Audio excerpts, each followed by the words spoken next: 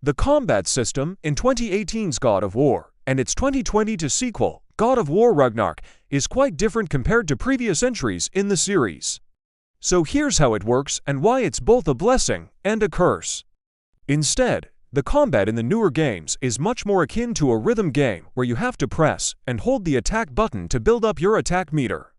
Once it's full, you can unleash a powerful strike, which also serves as your ranged attack.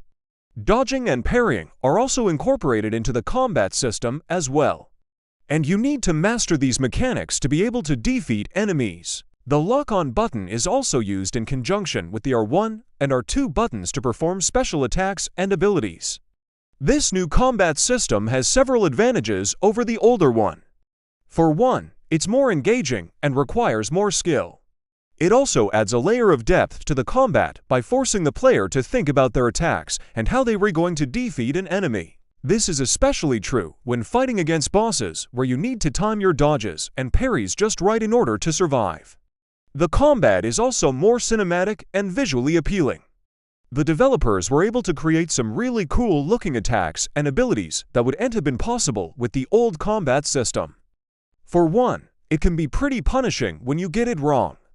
This can be especially frustrating when fighting against bosses where you need to be on your A-game at all times.